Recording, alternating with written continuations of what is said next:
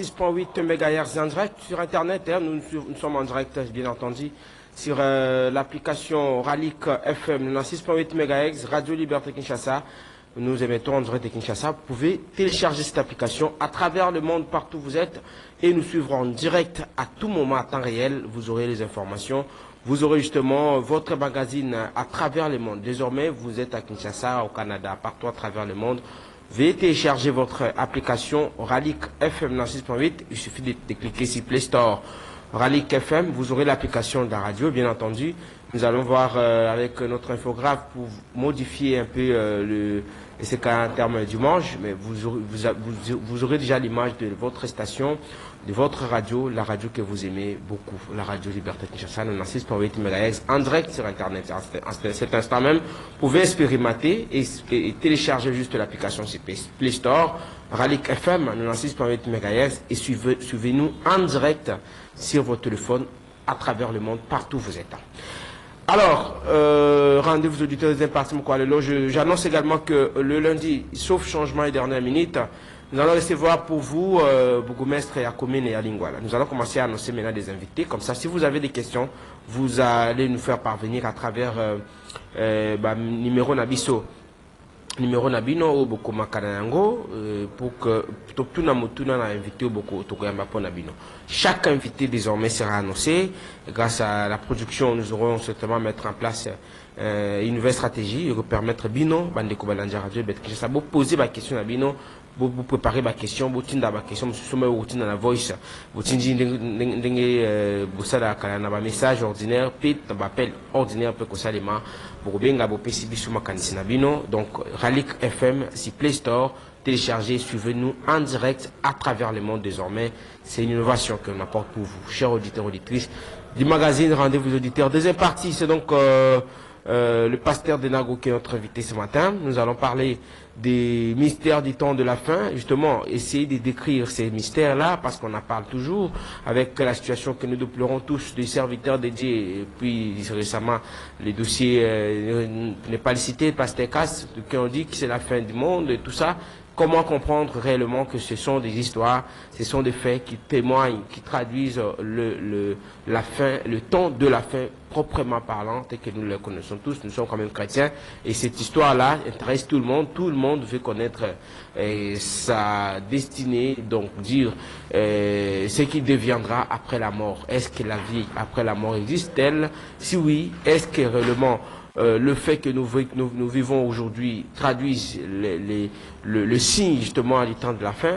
Pour en parler, Tourobet Alissoula, pasteur de Nago, je rappelle qu'il est notre partenaire maison, et ses enseignements passent sur nos antennes chaque mercredi, chaque lundi et le vendredi, hein, c'est le 96.8 MHz à partir des 19h20. Vous pouvez suivre ces programmes et également préparer vos questionnaires, vos questions pour poser à travers cet échange que nous avons généralement avec lui dans le cadre de ces magazines. Donc, Tokoyamba Bourgmestre et Alingwala, lundi, déjà à partir de demain, jeudi, vendredi, vous aurez tout le temps de préparer vos questions et poser vos questions. Si vous habitez Lingwala, vous avez des questions liées à votre municipalité, vous pouvez nous saisir à travers notre numéro standard 82 33 33 749 82 33 33 749 ou encore à travers le numéro 081 49 41 721 081 49 41 721 nous faire parvenir vos questions, vos remarques, suggestions, toutes vos propositions seront les bienvenues. Voilà.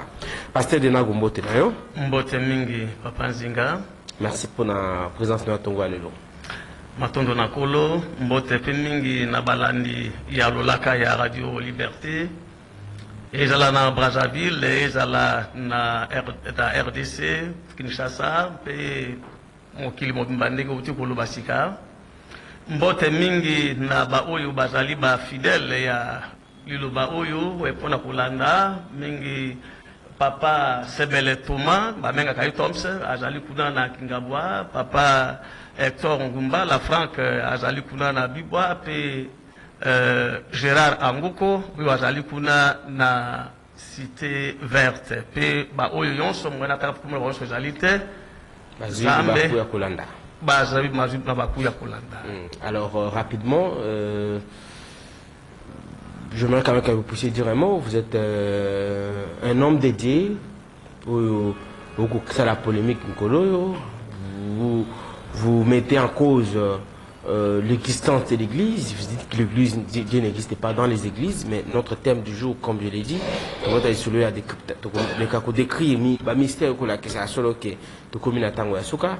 le léopard de l'RDC joue aujourd'hui. On a compris ça pronostic non le rôle à Moussa et Nzambe. Parce que tant que Zongawa, Bandeko Baroloba, ce que vous avez réservé, c'est réservé. Pour un prophète, j'ai suivi qu'un prophète non, pas ici à Kinshasa, hein, même ici aussi, hein. Bon, vous avez pu pronostic à Denis. C'est vrai que à Côte d'Ivoire, un prophète a déjà prédit la victoire de l'RDC face aux éléphants de la Côte d'Ivoire. Mais aux appels Moussa et Nzambe, on a Kinshasa, Bandeko, on va juger capacité, puissance, capacité spirituelle à Pasteur Denago. Au plus, ça peut se pronostic, nous avons la semaine prochaine, stopper semaine au Kulanda, bon, matondo na kolo nakanisi te motu akwikoza na capacité ya kujuger ngolimo azali ko na ngalo na kati na mokili azali te, et ce n'est pas par pour faire ça pronostic sur un score d'un football que bakwiko juger liloba oyo na ye na yango. C'est vrai. Oui, alors esengeli koyeba te Nzambe akangoli mboka soki alingi te léopard balonga po ete ezali moko na makambo oyo etali mboka wana ezali likambo na Nzambe. Mais je vous dis que le sport ce n'est pas l'affaire de Dieu. Oh oui, ezali likambo na Nzambe te. Junior, parce que pasteur Marcel le baki bato ba s'apprendre yango te. Ngai batu nyonso bakosilikela ngai mais ekosala iloko moko te kino na suka. Le sport eza ba milimo oyo ezali kobeta bale. Bozali koyeba te mais Nzambe ye azali mpona koya mpona kumisa ba milimo te. Ba milimo te nonde boyebi yango te, mais biso toyebi makambo wana kasi soki mboka elongi eza nango malamu. Eza malamu kosa na biso pe ezali ete mboka elonga pona kosa oyo. Mais ce n'est pas l'affaire de Dieu. Comment ça? Non, mais na yebisi yo te Nzambe ayebisi biso te le sport ezali ba milimo nde ezali kobeta. Oza no yoka tete bato balobi te bituma wana babundaki jana butu bale wana tala ngai nani baipesa ngai na pesa sacrifice boye nasala oza no yoka ngo te. Ce sont des esprits qui sont en train de jouer et moi je ne peux pas m'atteler sur ça. Soki mboka ekolonga ekozala malamu mingi. Alors, quels sont le mystère alors pona oyo pona oyo etali mokolo molelo na ye pona tina na kosala pas description mais décryptage ya ba mystère ya tango oyo ya suka lolenge Nzambe ye asakolaka yango na minoko mia basakoli baye. Nzambe asakolaka na minoko mia basakoli lokola Daniel lokola Amos pe basakoli na ye ndenge na ndenge. Alors likambo wa ezali nini ezali ndete pona makambo oyo etali le temps de la fin yango ezalaki une grande préoccupation. Une grande préoccupation tilelo oyo na lola pour les anges. Soki otangi na Daniel 8 verset 13 à 14 puis na Daniel 12 verset 6 à 7 basantu na lola bazali komituna makambo ekokoma na suka, c'est-à-dire mokili ekokoma na suka ndenge nini.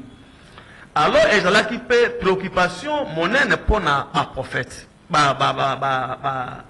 batoma ngakisa lokola Pierre dans 1 Pierre 1 verset 5 puis verset 7 à 12 okomona ndenge nini Pierre azoloba te basakoli bango balingaka bayeba makambo oyo bato basakolaka makambo oyo pe na kaka na bayekoli wana bango mpe batunaka na kuna yesu ya mashia makambo oyo yango ekosalema mokolo nini kolo mpe ayebisaki bango te na ye moko mpe ayebi te alors elingi koloba ete nzambe ye azwaki makambo matali bofungwami ya ba mystère ya tango o ya suka bofumba oui babinga révélation c'est ça oui c'est ça na makambo tali tango ya suka atikaki apesaki yango na ba génération oyo ekoya na sima oyo tozana yango lelo ke motu ayebi te mais eloko nini ezali kopreoccupe basakoli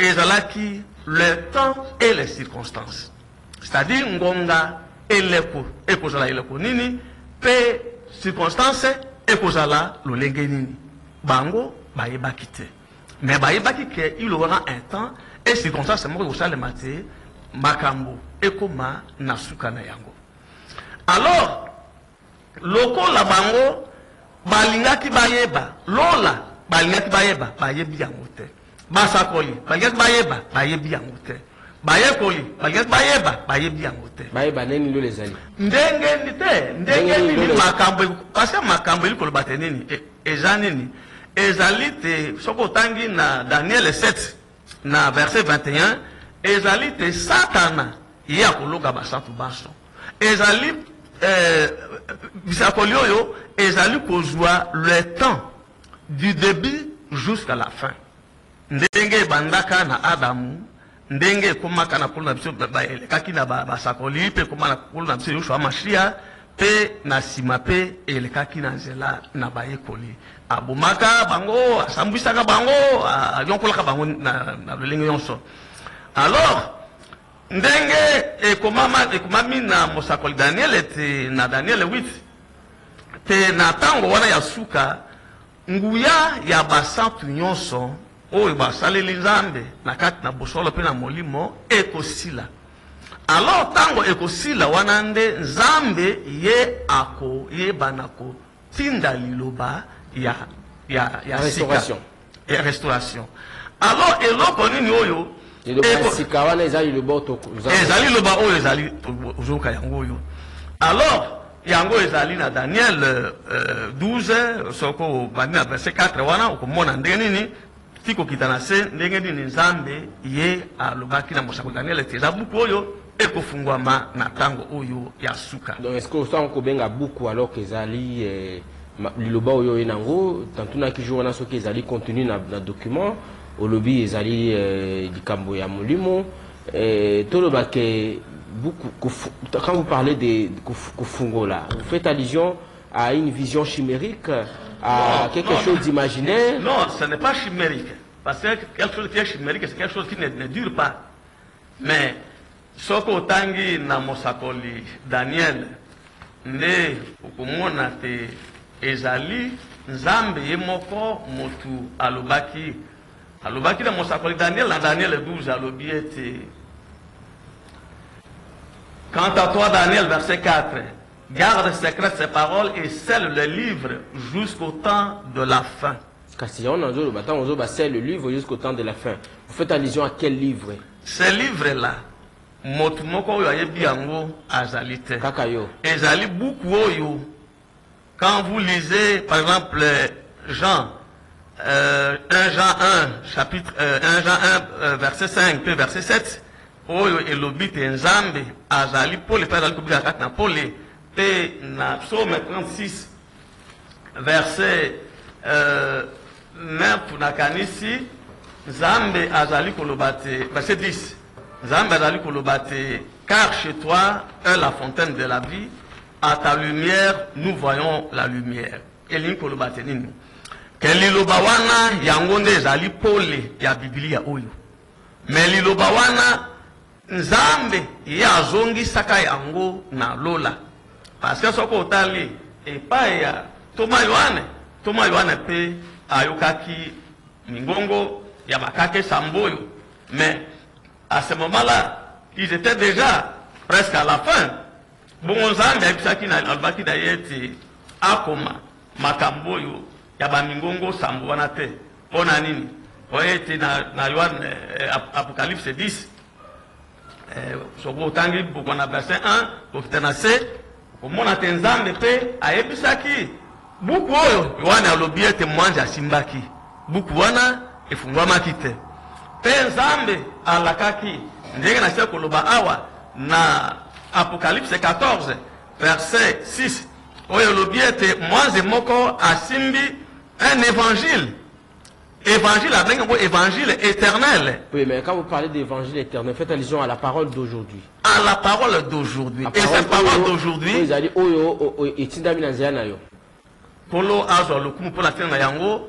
Ezali liloba wana nde yango nde Nzambe ye moko azali koteya. Pona kondimbola liloba oyo. Nzambe ye moko azoteya na. Azali koteya. Comment ça, pasteur? Nakati na yo, c'est ça. Est-ce que Nzambe utilise mais bien sûr que oui. Oui, mais quand vous dites ça, on veut aussi qu'on... Ah, bon, na comprendre du na yo. Eza na makambo moli monsantu yemoko alobaka pe na ndenge na yemoko te. Azwaka makambo epa na kolo Yoshua Mashia. Kolo Yoshua Mashia sokotangi na Matthieu 24 verset 36.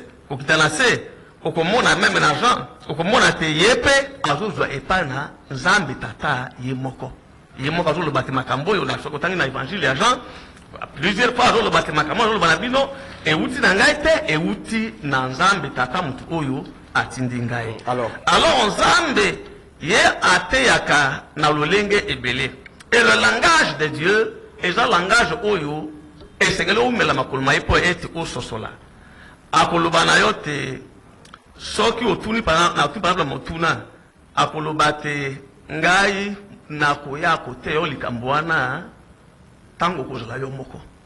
Mais problème pasteur Denago olobi parmi tout le bela matali mystère on catégoriser yango to caractériser yango na to catégoriser yango na bilekoboni par rapport au pena oyo bengi à la restauration de l'hôtel.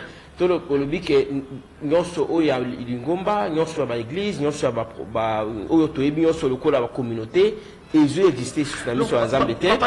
C'est important parce qu'aujourd'hui, vous parlez du mystère attend de la fin. Vous avez cité quelque part la restauration de l'hôtel. J'aimerais comprendre catégorisation, il y a un mystère. Ok. Tout classé, on a la période du Nini. Ok. Ezali, période où il faut aller. Mais c'est une période échelonnée. Alors, mystère, parce que Makambo Oyo, Pierre a lobi na acte 3, a lobi te Kolo Yehoshua Mashia akozonga kaka soki Makambo maso Oyo Nzambe asakola kana minoko me basakoli baye soki kokisami. Mais esika wanande ezali esika Oyo l'église devait se fonder. Pendant que la kolobayete, mais basako na lola, bayebi likambo yote, batunaki bayebi te, basakoli, balukaki likambo bayebi te, bayekoli, balukaki bayebi te, likambo yo elengela mi pona nani, pona biso. Alors, lokola elengela pona biso, esengeli to fondé enseignement na biso. Recherche na biso par rapport na makamboyo. Pote soki motu asimbi ba mystère wana te losambo na ye mateya na ye bomo na ye ekozanga miso ekozanga matoi ekozanga monoko ekozanga Nzambe ya koyoka yango. Wana eza makambo déjà essayer l'équipe parce que le but que ba hôtel ba église ba communauté stoyebi ils ont existé et ça par rapport à Nini quand vous faites allusion je me mets à préparer ça auditeur. Vous êtes un peu trop technique la lingito qui est à niveau na bango quand vous faites allusion na même atali et la cause Nzambe salaki aloba kinyoso il faut kokisama pour être dit le baoyo ya c'est ce que vous avez dit. Oui c'est ça. Alors il fallait selon Pierre il fallait que il fallait que Nzambe abimana kati ya ba communauté abimana ba église. Il le boye autrement pour restaurer hôtel. Ok. Ezali boye. ezali na ba mystère oyo ezali ko maintenir présence na Nzambe na kati na mokili. D'accord. Ezali liloba, ezali etumbelo, c'est-à-dire l'autel, ezali l'offrande et le sacrifice, ezali le temple ou le sanctuaire, ezali le sabbat, ezali la louange et l'adoration, et ezali l'homme le sacrificateur. Soki ba mystère samboana et vandisani, c'est alors que bakoluba Nzambe ye azali wana. Alors, pona oyo etali liloba, tout le belaka la fois passée, les autres nous le belaba comme atali etumbelo, c'est-à-dire l'autel. Etumbelo ezali nini? Nzambe tango a lobeli Mose makabu matali etumbelo. Nzambe ye abeti sete epai na Mose kolobate Mose pona makambo yo etali etumbelo esengeli osala yango ndenge Nzambe yemei alakiselaki yo kuna na ngomba. Donc so kotangi na Exode 27 verset 8, Nzambe alobi boye, tu le feras en planche. Il faudra le faire comme on t'a montré sur la montagne. Nzambe azali kobeta sete. Et ensuite, Nzambe azol banamos a pesi forme. Alobite etumbeloana isengeli ezala carré. Mais quand le Seigneur part, tout ce que Dieu... Tout à fait. D'accord. Tout ce que Nzambe asakolaka na minoko basakoli baye ezali likambo ya sika pona génération oyo ezali koya na tango wana. Mais eza makambo yo ezalaka déjà na Adam. Alors ce que Nzambe a lokwa Bible lo biete Nzambe esengeli a restaurer makambo. Restauration wana ezali par rapport na makambo ni ezalaka tango Nzambe akelaka Adam. Oete simana chute ya Adam makambo maso ma bebaka. Kino lelo uyo. Nanzela ya Eve, bien sûr. Bien sûr, nanzela ya Eve, mais quand nanzela Eve te, le temps viendra où soki Nzambe alingi makambo wana ekufungwama polele. Alors qu'est-ce qui a été à la base? Il y a chute na bango. Ah, oui, il y a le jardin d'Éden. Dans le jardin d'Éden. Et salemaki à quelle heure exactement? Et l'okolini oyo et salema. Ezaki mbumate. Nzambe mokolo zali Nzambe akofungula. Nous acceptons jusqu'aujourd'hui toujours tenant oyo zali mbuma. Mais na ba oyo ba vu révélation liloba oyo ba yebi et l'okolini Nzambe andimboli. Et c'est ce livre là. Oyo lobaki na mosakol Daniel était yango ekofungwa na tango ya suka. Livre wana nde ezoya pona kondimbola makambo. Et ezoya to yé déjà pasteur. Alors d'accord. Vous parlez de l'hôtel. Dans l'hôtel. Alors on a aussi la différence. C'est peut-être une question qui me vient en tête. Bien entendu, je vais continuer. Hôtel où je sais la publique, ils appellent ça tout le monde. Parce que nous savons que même des marabouts, des magiciens, par exemple, un hôtel là-bas. Bien sûr que oui. C'est la communication. Oui, mais bien sûr que oui. Partout à travers le monde. Comment différencier hôtel aux hôtels hôtel à Malamu, hôtel à Mabé, parce qu'il y en a des hôtels. Ok. Voilà ce qu'on tangi na Exode 29. Okomona Nzambe azo yebisa Mose. Pena Exode 30. Makamatali 2 hôtels. Hôtel oyo ezana parvis. Oyo soki motumbi mbeka liboso ete akoto na kati na sanctuaire esengeli a mibonzela libonza oyo mbeka oyo ya kolongola masuma ye pe ya bana ye ndenge ezalaki ya Aaron pe na sima ye akei na kati na lieu saint pe apelisi moto na hôtel oyo na oyo zali vase d'or ya hôtel oyo ezali hôtel d'or ya ma parfum. Alors ça fait 2 hôtels. Oyo Nzambe apesaki na Mose. Mose ne motu azwaki ba hôtel mibali wana. Mais Noah asalaki hôtel moko pamba. Abraham asalaki hôtel moko pamba. Mais hôtel oyo il y a na Noah, Abraham, même Abel, à cela hôtel Mokopamba. Hôtel wana ezlaki transformé na lolenge mosusu na tango na kole shwa machia et c'était la croix. Alors, ok. Alors, croix wana yango nde ezalaki etumbelo. Oyo Nzambe ami bonzela ki mwana na ye. Croix physique ou la croix? La croix physique. D'accord. Parce que etumbelo c'est dans les cieux c'est spirituel, mais dans mokili c'est physique. Alors, Nzambe on a etali hôtel wana Nzambe asali ete hôtel na tango na Mose ezalaki mibale nzokande il y a l'hôtel du commencement. Hôtel ya ebandela ezali hôtel nini? Ezali hôtel oyo Nzambe parce que Nzambe alobi boye principe ya hôtel. Ezali te Nzambe akelaka kaka pe liloba na Nzambe kitaka kaka likolo na etumbelo. D'accord. Alors, c'est-à-dire que n'est tout aboué. On peut dire que tout ce que nous devons faire pour avoir une solution, pour tous la prière, par exemple, ça doit passer par l'hôtel. Mais ça doit passer nécessairement par l'hôtel parce que l'hôtel est un lieu de contact. Alors, vous avez posé une très bonne question. Nous avons dans Exode 30 hours, nous avons le bapon à l'hôtel à l'Obiboui. Parce que quand Jean Moquet, tel sera l'holocauste perpétuel que vous ferez d'âge en âge à l'entrée de la tente de la rencontre devant le Seigneur, là où je vous rencontrerai pour te parler. C'est ça l'hôtel. Donc, le logo. Donc, les alliés sont déjà réservés. Bon, alors. Non, enfin, un peu de patience, hein, parce que c'est très important. Et Tumbeloana, il y a Ebandela. Oyo likuna yango Nzambe akelaka mabele. Pe nyoso ekelamaka likuna itumbelo. Pona nini parce que principe ya itumbelo ezali ete liloba na Nzambe soki ebimi ekokende directement pour okela te pour soki ekeli eko détruire en même temps ekela mwana.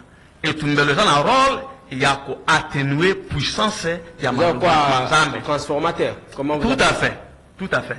Alors itumbelo yango nde ezali ko simba ba mystère oyo il y a création. Alors, ce qui motu, la restauration. Ce qui motu a pour découvrir mystère wana ya hôtel. Oyo Nzambe ye alingi ke ezala etumbelo yo na tango ya suka batu bakota na contact na ye na zana yango te. Ce qui motu a découvrir te, Dieu ne peut pas être là. C'est ça le grand principe. Donc on considère qu'à travers le monde aujourd'hui, c'est une question que je présume importante, à travers le monde, de l'autre, vous avez Itumbelo kaka moko. Itumbelo ezali kaka moko. O ezali ya liloba lisantu. Liloba lobomoi. Liloba lobiko. Liloba bomoi. Donc Itumbelo wana otobenga hotel awa ezali na Eza na lutendele, esengela na liboso, na esengela na mi présenté, na zali na lutendele ambassadeur. Na avenue Selemani numéro 19. Donc wanande etumbelo ezali. Wanande esika etumbelo na Nzambe ezali. C'est-à-dire que par exemple, Nzambe ayoka prière na moto. Pour Nzambe répondre na préoccupation. Pour Nzambe ça na kati na moto, na travers molimo mosantu, il faut le kana etumbelo impérativement wana. Absolument, parce que... Alors, vous posez une question, hein, attendez un peu, parce que ça va vous aider, ça va aider aussi d'autres personnes. Au Tango Salomon, il a fallu pour dédicacer temple. Azol Bananzambe te bipa et biso libota Israël. Tango bako bondela. Et pas na Nzambe, pe bako tourner regard na bango. Vers ces lieux, il y a un boutalo là, il y a un sambo là-bas. Et l'inko le bate nini. Et l'inko le bate, loko la lelo oyo, baye poli bazali. Bipa e biso, bango bakozala. Soki babondeli, esengeli, ba tourner, elongi na bango, na direction, ya temple dans Zambé et pas Itumbelo et Jouami. Attendez, Ezali direction ni kota songo sabelota à côté ni. Non, ben, mais mettez Kinshasa, c'est à quel côté de Kinshasa? C'est du côté de l'ouest, je crois. Hein? Alors, ce que Ngosambela, Congo Mobimba, Mokil Mobimba, il faut se battre à côté à ouest. Non, ce n'est pas Mokil Mobimba. Likambo Zainete et Tumbelo Pesa Meli Batu Oyo. Bazui liloba. Non, mais ce qui motu azala kati na liloba wana te ata tali kuna et là moko esali et là comment ils arrivent parce que Jean 6 verset 66 ali koloba na biso te lil maloba maso oyo na lobi na bino ezali molimo pe ezali bomoi pona koloba te soki motu ye azali na lilobate akozala molimo wana te mais soki azala na molimo wana abiki bombo ya lilobate akoki kosambela na tumelo te esengeli azwa liloba po te liloba wana epesa ye molimo oyo nzambe atina ntango wana bongo abika bombo ya liloba wana yango nde ekopermetre na ye kobondela mpe nzambe ayokai. Donc po nzambe ayoka yo il faudrait d'abord on dit Maliluba Oyo. Absolument. Ce que Ngo Sambela, aucun allié, ils appellent ça. Et lieu saint et lieu très saint parce que. Ils ont quoi Bakamba par exemple. Tu as la micro, pasteur, micro. Pardon. Parce que Babande Koba, non, attendez. Il faudrait que tu parce que Bandeko Bakolanda, Junior Gassanda, Junior Kouta Sekanga, non, c'est pasteur de Nago. Oui, que Bandeko musulman, soit ici, carrément, Bakenda Junior.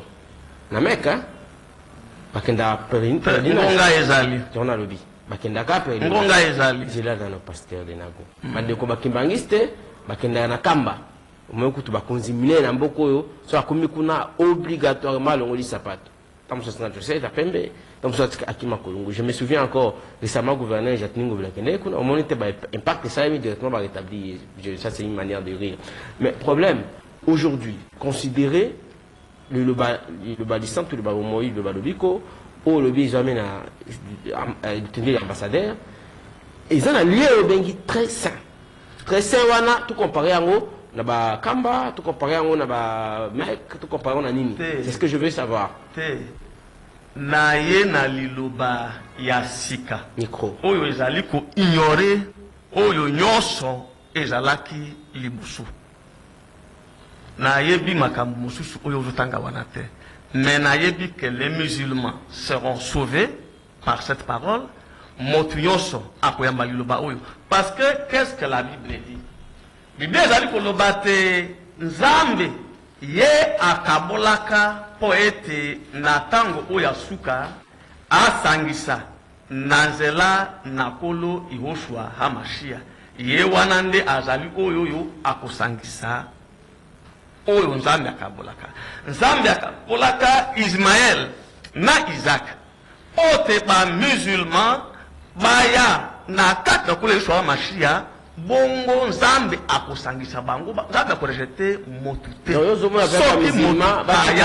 je n'avais pas m'attarder sur le cas de justement non mais parce qu'on doit parler de la parole on peut pas toucher d'autres aspects il n'est pas parler d'autres aspects ce que je veux le balizo concerné bâtiment ce temps on doit théoter apana bandeko ka chrétienté ba musulman bazana kati ba kimbangiste bazana kati ba bouddhiste bazana kati c'est au moins que ça que bango baza concerné dans le bâté et bandeko na biso ba chrétien bazana kati selon liberté à religion, liberté à culte na Congo, tous ces gens-là doivent, selon ce que vous déclarez, accepter de reconnaître cette parole. Il y a un autre pasteur de Nago pour les seules conditions de le canal le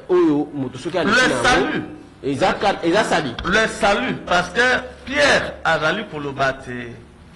Le salut. Pour se révéler. Écoutez s'il vous plaît. Allez-y. 1 Pierre 1, verset 5. Avoue que la puissance de Dieu garde par la foi pour le salut, prêt à se révéler au moment de la fin. Le salut n'est pas quelque chose ndenge ozomona na ba église to ndenge ozali hein, na mayele ya bomoto, parce que tu es un garçon très intelligent. Ndengo ozoko concevoir te. Le salut, c'est quelque chose qui se révèle. Or, la révélation du salut est le point central. Il y a bon moyen. Awa na mokili. Nzokande pona kopesa sa révélation wana Nzambe asala kayango na nzala batu mibalite. Asala kayango na nzala mutu moko. Alors, lokola ko sala to asalaka parce que quand vous dites ko sala ça dit après yo asalaka. Ça dit après yo akosala mutu muso après yo. Yo za obenga miko vivre éternellement te biso so lokola. Après yo pe akosala mutu mususu to pe asali na nzala yo po akobikisa mokili. Lelo na nzala liloba oyo Nzambe asinzi.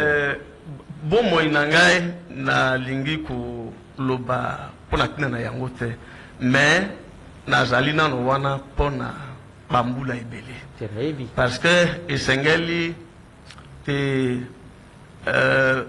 liloba et franchir na une certaine durée bongo et traverser na ngambo kuna ngambo wapi ezali koya poete tango yo uko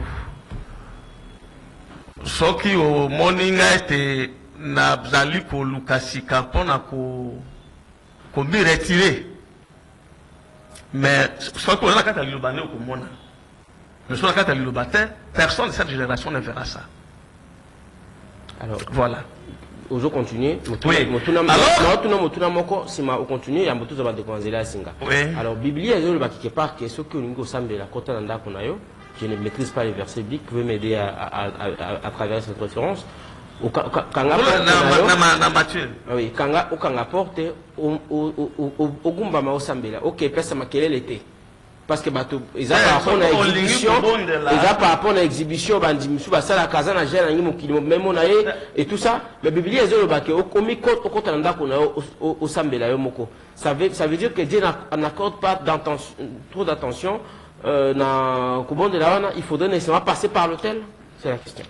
Non, na lingi o sosola makamatali etumbelo. Etumbelo ezali point central.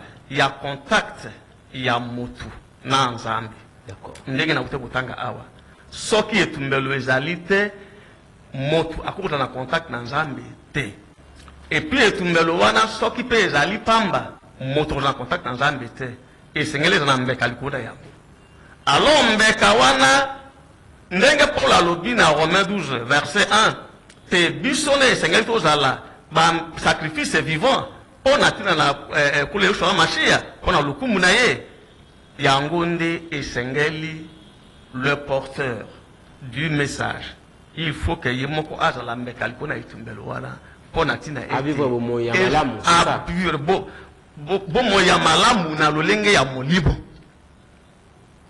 na lolenge ya molimo parce que c'est ça c'est ça ba offrande c'était topé ça kana ba hôtel ba bitiango awa la qui sur place au chambon wana les gens qui sont avec moi pe ba to bazali na cercle place ngai na zalaka hein et là dans mon sala et la wata yebite ngai mbongo ça ne m'intéresse pas, ce n'est pas ça na zwa kambongo ya mutu tina sina lubale jamba la ebeliawa hein et puis na lia kambongo ya mutu te parce que mbongo ezali mutu ye moko source origine ya mbongo na ye Nzambe lobite pour vous tenir dans l'état de sanctification pour que vous ayez mbongo ya mutu te sauf soki Nzambe lobi na ngabikisa mutu oyo ozwa mbongo na ye po na kusala musala ngai à ce moment-là il faudra purifier son argent.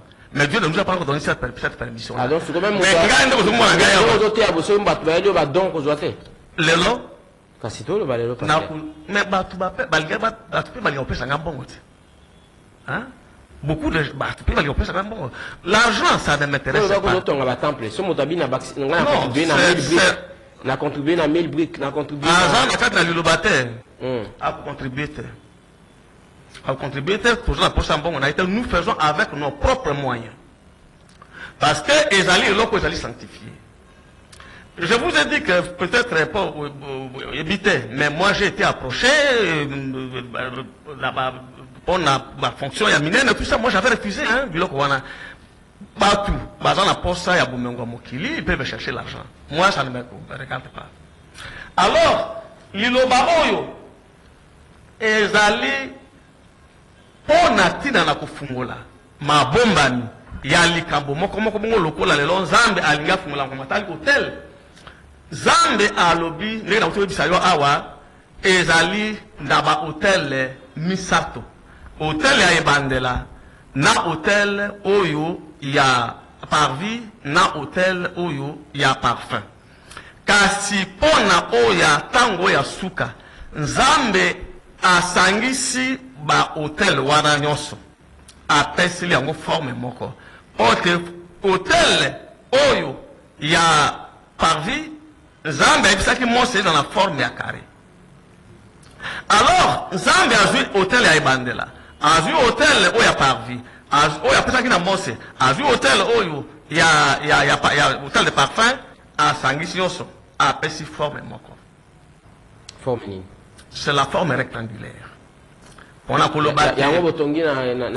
kolobate ba mystère nyonso ezwami na kati. Yango botongi na lutendeli. Ezali na lutendeli. Alors, on a makambo matali. Forme rectangulaire comme na Biblia. Hôtel. Il y a un livre. Un livre qui explique le livre qui est ici. La Bible.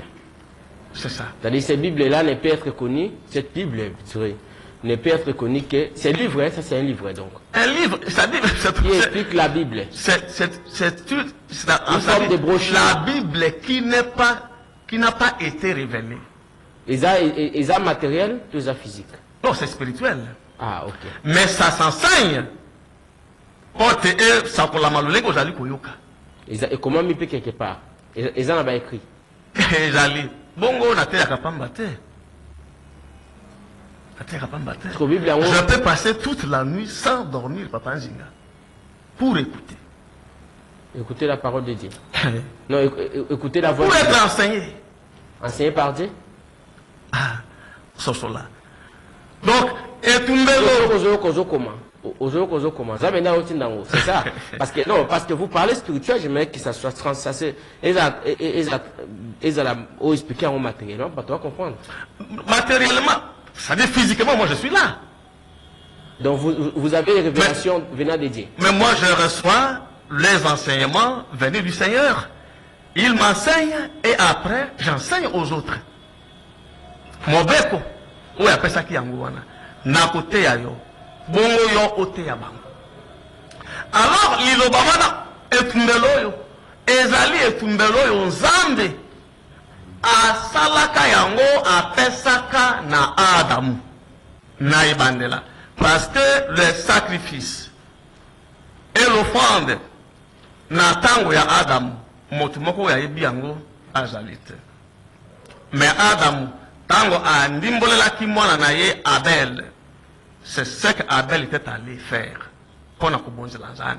Et c'est pourquoi Nzambe a yambaki. Parce que, comme il est dit, ndenge autour de basikate, okosala etumbelo ndenge balakisela ki okuna likona ngomba, forme wana eza respecté.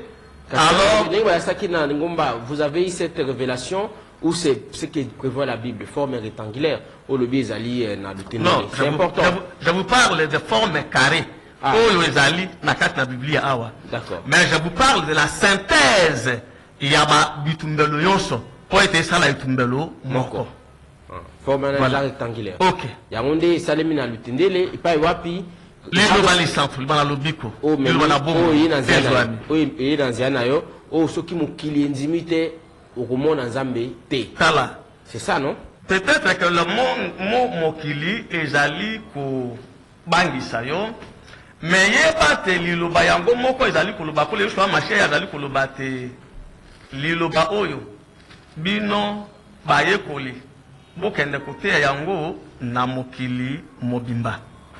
Donc baye koli to moye koli ezali baye koli bazaki na ko le choix marché. Ah d'accord, en son temps.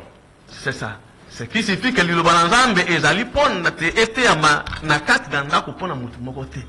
Liloba Nzambe ezali pona ko bikisa batu oyo Nzambe alingi pona bikisa bango. Alors liloba oyo eye pona ko benga bana na Nzambe kana kati ba église po ete bango ba bima. pour Nzambe azali sur kata église. Donc na kata ba église nyonso o bati lokola hôtel. Nyonso na mokili. O bati ba benga ngo ba hôtel wana eza hôtel. Hôtel ezali te. Eza hôtel mais ezali creux autrement. Tala. Ezali hôtel mais Nzambe aza sukuna te. Te. Ezikale gboko zo pamba. Hôtel comme étant matériel. Quelque chose de matériel. Ezali, mais ezali hôtel ya Satan. Comment ça? Et c'est transformé comme à Satan à tout Isaac. Parce que Isaac a Nzambe de comme à Satan. Mais bongo tango Nzambe ezali koloba na Daniel 8 te liseke ya taba eyepe eboa ebotolila ni nani le prince de l'église eli koloba te mwana ya kumu oyo atana kati na itonga ebotoli ye bomo ya bombeka eli koloba te nini bombo ya bombeka ezali rattaché na hôtel.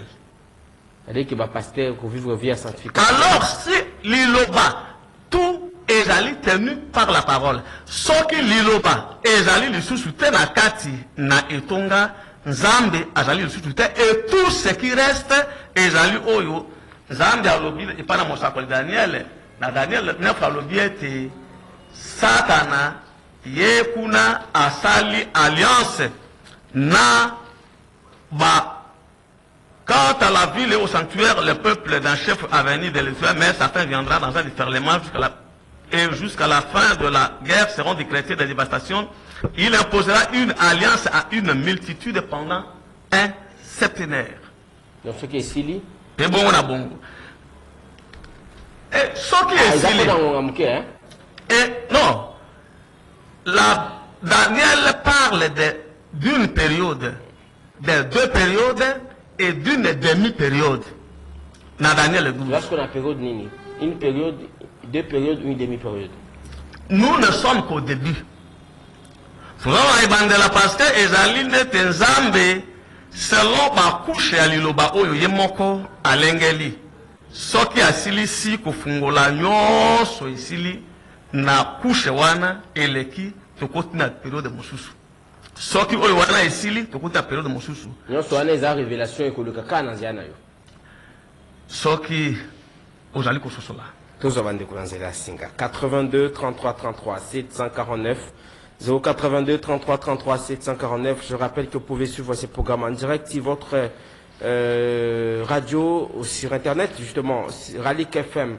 Vous pouvez suivre ces programmes en téléchargeant votre application sur Play Store et suivre ces programmes en direct. Ralik FM. Allô, bonjour.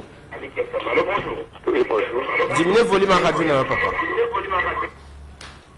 Oui. Toujours quand même. Il est parti malheureusement. Ce que vous bengi au diminuer le volume en radio, surtout que musique qui na radio na yo, au PC makanisi na yo par rapport na thème na biso alelo. Allô, bonjour. Bonjour papa bonheur, bonjour na invité na biso vraiment félicitations pour la dignité quand on a fait ça y bonté. Na félicitations pour ni eso alobaki ko kitami. Lokumu na Nzambe. On fait baye bakaye na maloba. Tango maloba alobaki ko kitami wana za prophète.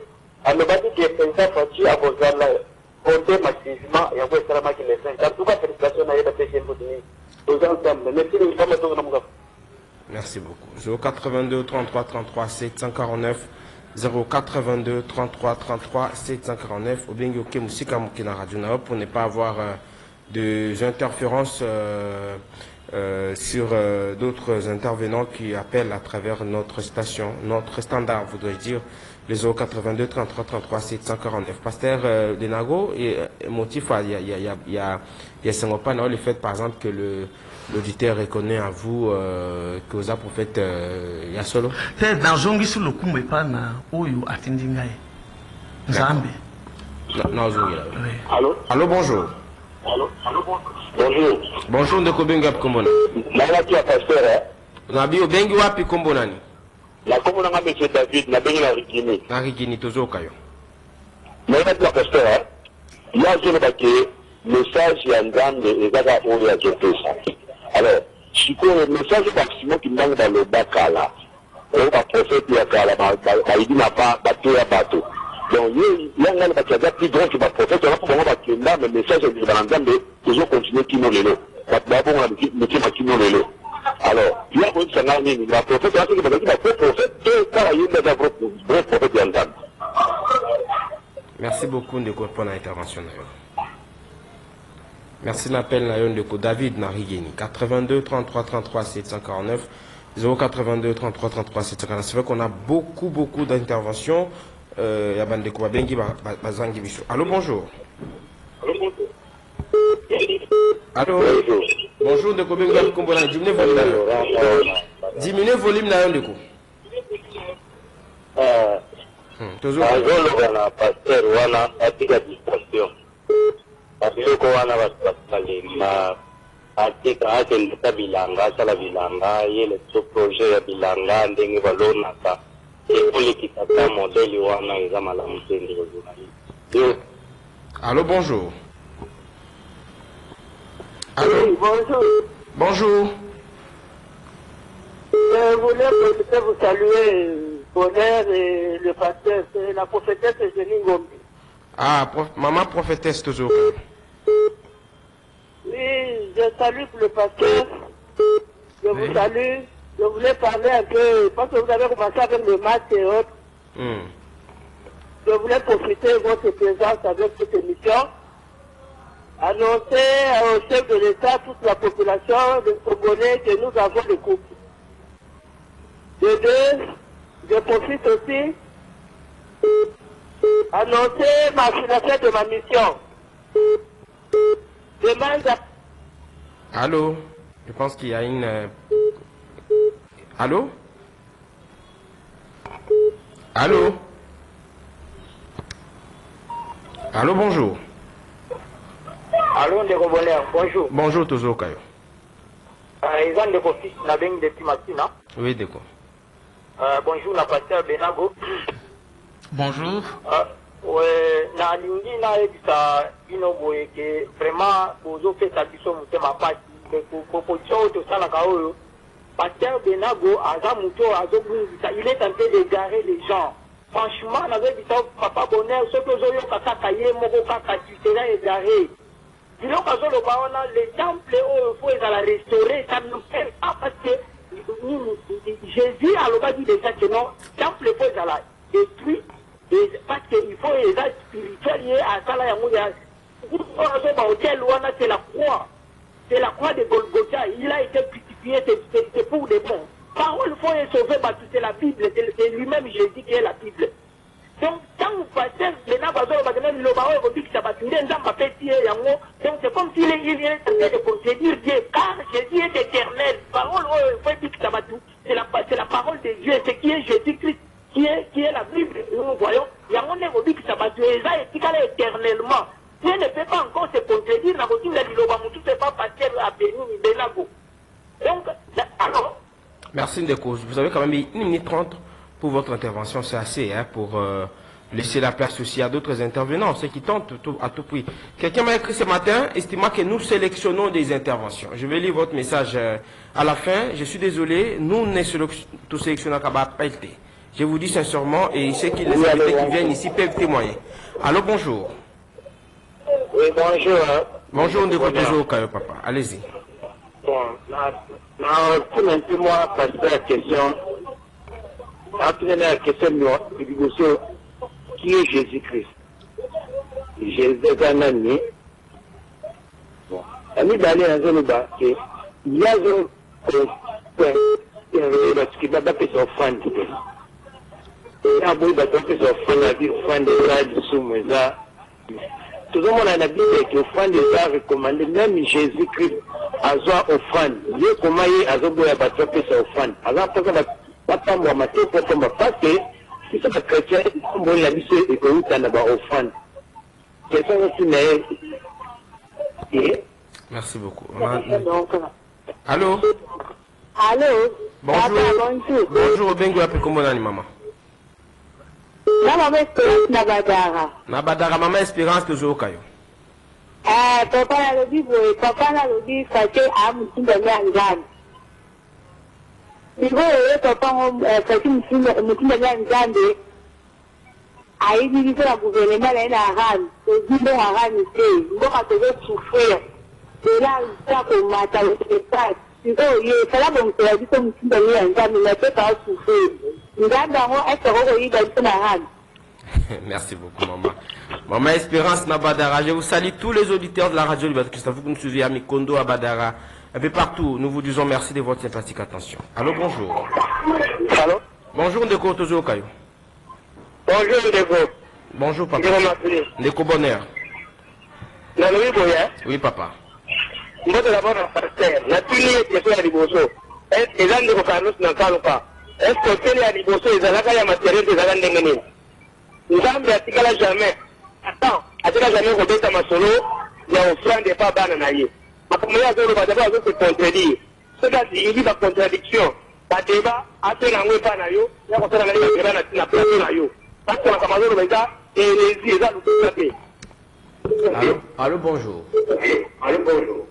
Oui, bonjour. Diminuez le volume à radio de Copa Suzolanda Bisso, s'il vous plaît. Oui, bonjour. Les Alina, il fait quitter là. On va fourrer. Non, mon gars, Foula Tozo Kandeko. Oui, on fait. Ah, il est parti malheureusement alors qu'il est déjà en ligne. Téléchargez votre application Ralik FM 96.8 MHz. Vous aurez le temps de nous suivre à travers le monde. Vous êtes à Kinshasa ou ailleurs, vous allez suivre votre programme, votre magazine. Rendez-vous des auditeurs sur 96.8 MHz, justement sur Internet. Désormais, vous pouvez télécharger sur Play Store Ralik FM et nous suivre à temps réel à travers le monde grâce à nos techniciens.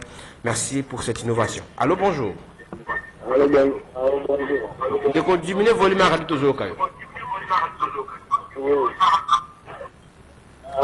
Là, tuna pasteur de Nago. Apparemment, en dehors de la Bible, à Zatena, il y a un mot il y a eu ou bien source d'inspiration dans la Waka.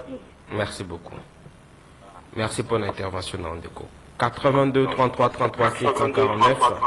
Je suis désolé. Oh là là là là là. 082 33 33 749 82 33 33 749. Bonjour Papa Bonheur, Izanga et Pasteur Jordan Kazadi, Ndumba Papa, émission Nabiso, Izanga réservé Kakapon à Bande Mitterrand, ex-militant à IDPS, Nabaoyo, Narut Mokali, voilà, Avenue Kikwit Ndebozo Lekissa, voilà. Ce qui veut dire, il dit autrement, dans un grand auditeur de la Radio Liberté Kinshasa, Nabengaka Makasi me Bolekisaka Ngaite. Je condamne votre comportement de cibler les numéros de vos correspondants, de vos intervenants autrement, à deux poids, deux mesures. Soit vous me donnez votre adresse, voilà. Je participe aussi à l'émission. Je suis désolé, monsieur Jordan Kazadi. Jean-Jordan Kazadi Ndumba Papa, je vous dis sincèrement que nous n'avons pas des appels à sélectionner. Notre standard, nous recevons des appels en direct, sans sélection. On n'a même pas les numéros enregistrés, tous les numéros qui viennent, généralement, on considère que ce sont les numéros qui ne sont pas enregistrés. Parce que même appel, on a des numéros auditeurs qui sont enregistrés. On a quatre groupes, au moins, on a des correspondants qui interviennent. Parfois, un peu comme nous le faisons. Ce qu'il faut faire, c'est peut-être discuter avec notre réalisateur pour que désormais, et avec l'équipe technique, intégrer Bino dans le groupe WhatsApp pour poser des questions à travers nos comptes, nos groupes WhatsApp. Ça va vous aider justement à être justement au parfait d'évolution de la situation de façon globale. Mais pour dire que nous sélectionnons des appels, je suis désolé, nous ne le faisons pas et nous ne le ferons jamais parce que nous avons besoin de vous. On n'a pas des auditeurs privilégiés sur notre antenne ici. Voilà. Je préfère que nous puissions nous arrêter là aujourd'hui. Pasteur de Nago, aux gens mingi, Oyanango, Bandekoba Kolandayo, Malbombokayo.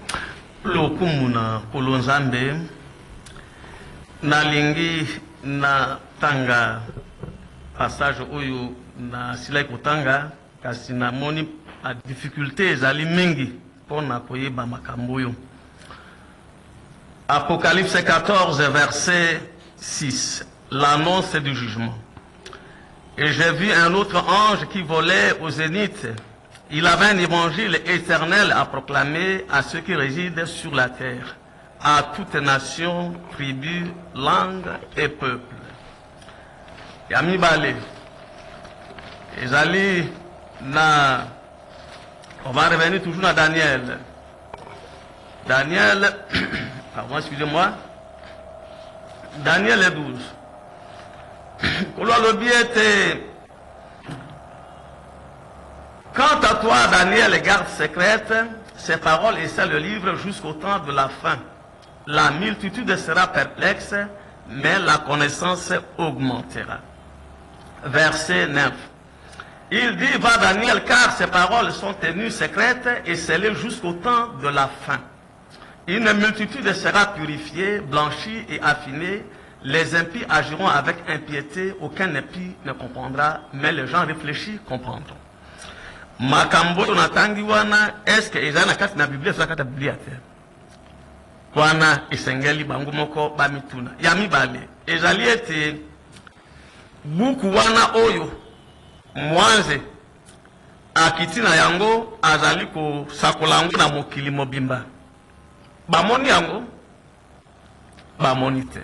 Soki bamonite c'est que buku wana ezana mutu nzambe apesi yango. Alors motu ya bwanya akoluka nini? Akoluka te aye ba makambo yo ezali wana. Oui, mais attends, batuni qui a pas Biblia yo zana livre mususu ça. Mais kasi buku yango yango yo. Buku ya mokili te motu na mokili buku moko bona zo sala yango ezate buku yango yango yo. Cet évangile éternel ici. Ezali oyo nzambe ataliselaki mbosakoli Daniel. Yesu azali nani ndeko moko atuni? Oui, atuni ole Yoshua Mashiach azali nani.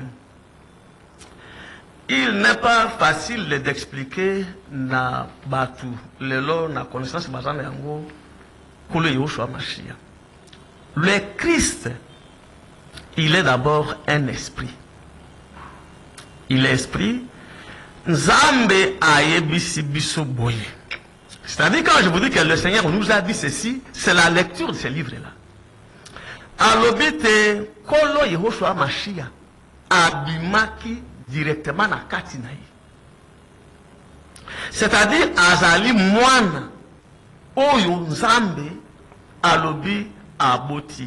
Lolenge boyo komami et pas ya ba évangéliste était tu es mon fils, aujourd'hui j'ai été engendré. Ça, c'est d'abord le Christ. Koyeba Christ dans le langue ewana, ezali facile te mutu a décrire Christ par rapport à ndenge ye ayaki na mokili lokola motu. D'accord. Tu vous attends que le bélan peut-être dans le détail. Okay. Mais vous allez me donner le temps de donner un message pour la nation. Je vais vous donner le temps. Okay. Kimbangu, Edina Bala, tous ces gens, prophète Branham, tous ces gens, bah qui n'a message à l'Okuta, Bazaba tout considéré, Bangote, tout considéré comme le bas. Comment tu bon, non seulement à Tuni Bongo, kasi à l'obi pe le sous-souté, est-ce que yé azali komi kwa te ya leki bango yonso?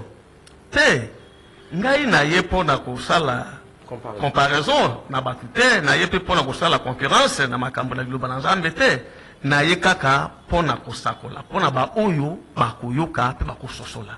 Soki basosoli nde bango bakoyeba na kolanda liloba oyo. Mais kembo oyo bango bazali koluka ezali kembo ya Aaron te oyo Nzambe alasaka Aaron na nzela na mosakoli Mose. Merci. Tout comme la souka. Mais le bas souka pour la nation, vous avez dit un message. Donc on n'a pas félicité à l'objet, félicitations pour la. Azali kososola, azali kososola. Moke. Mais pas ces actes de quoi maman Espérance na badara lobby. Mais pas sur toujours moi, ils ont la santé qui félicite à na volonté en Zambie. Azali ou en Zambie. Na lingi na pesa message na mboka et plus précisément na mokonzi wa ekolo. Président Félix Antoine Tshisekedi Tshilombo. Na lingi na lobana yo boye mokonzi wa ekolo. Nzambe alobi te pembeni na yo. Ezali na politicien moko azali très agité. Azali assoiffé na pouvoir. Liboso na yo azali koloba makambo masukali. Nzokande abombi eloko ya mabe na sima na ye. Ya mibale. Zinga na yo na bakonzi ya mapinga. ezali na ba oyo bazali mabe bazali na lisolo na makako moko ekweisaki mbuma pe ezali koluka komizongisela mbuma wana pona kolia. Alors na eza na ye pa pote nzambe, il m'a donné autorité et pouvoir pona kofungola miso mayo po ete omona bato na komona bango batelemi liboso na yo bazali kosolola mena sima babombi eloko ezali mopanga projet oyo bango bazana yango contre yo pona koloba ete bato mabe bazali wana. Merci. Pe motu mabe koleka makako abwakaki mbuma ile azali koluka mbuma wana pona ko mizongisela pona kolia. Merci à vous tous de nous avoir suivis. Nous nous retrouvons demain pour le 4e numéro de la semaine. Merci à Moron Djambé, merci à Junior Kassanda, merci à Bruno Zinga, Ritima Tumona qui nous accompagne toujours. Si je peux rappeler mes numéros. Oui, rappelez rapidement. 088 89 888 18 08 et 0951 82 98. L'illobation par le Biko, Temple du Seigneur, et dans l'Utendele, ambassadeur, Pene Pene Nawenze, et ambassadeur, on a avenue Selemani numéro 19. Allez, rediffusion 20h juste.